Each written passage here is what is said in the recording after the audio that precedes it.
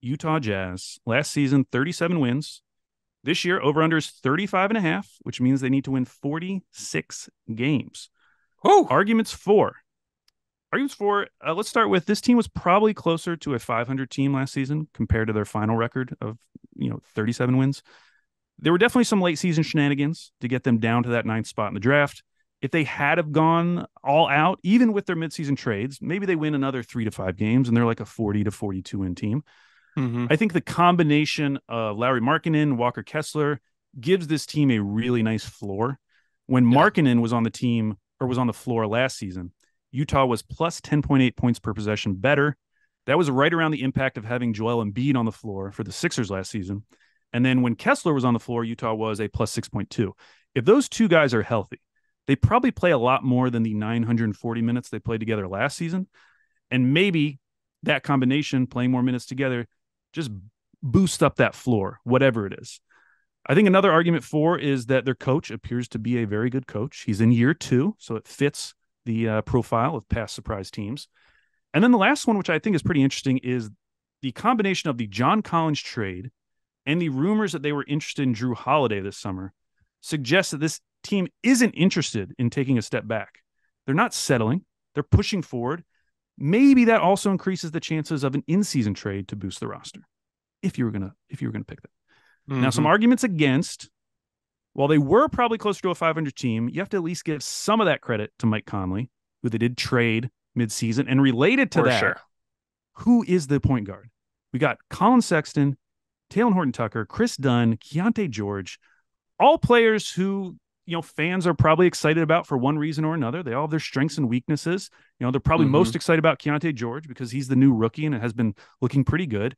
But do any of those players sound like the starting point guard for a 46 win team? 46 wins. Yeah, the only guys that are listed as point guards, Colin Sexton and Chris Dunn. Everybody else is like more combo-y guards, like Horton Tucker and Abaji and Clarkson and George. Like those guys are more like combo guards than they are. And honestly, Colin Sexton isn't like your traditional point guard either. He's like throw him in the. I mean, you could honestly throw every single one of them, including Chris Dunn, into like the combo guard realm. Like I just don't think of any of them as like a true point guard. But their interest in Jrue Holiday suggests, well, maybe they're looking to upgrade that starting point guard position, and maybe they'd be willing to do that during season. I don't know who that player would be, but suggests maybe they're looking at that already. Mm-hmm. Another argument against potentially is that OKC owns their first rounder, but it's protected top 10. So if you think about this team, around the All-Star break, post All-Star break, if they're around 500, a few games under, kind of like Dallas was last year, they're only a couple games out from keeping their pick. What do they decide to do at that point? Do they pack it in, or do they just keep playing it out and potentially give up, a 12th pick in this draft? Do they even care about losing that pick? I don't know, but that might be an argument against. Another argument against those rookies I mentioned, Keontae George, Taylor Hendricks. As with any rookie, like how quickly can you really expect them to contribute to winning? If those two rookies are playing significant roles, it would be pretty incredible for them to get 46 wins. And I just keep coming back to that number, 46 wins. That is a lot. Yes. Last year, that is the 4 seed. That is home court advantage. Yeah.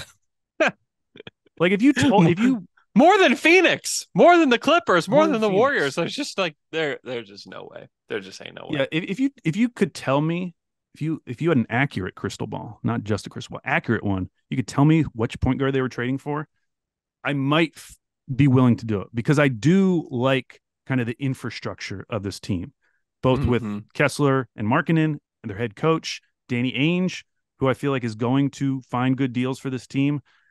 I might be able to buy into it, but without knowing if that trade is ever going to come to fruition, yeah, it's kind of tough.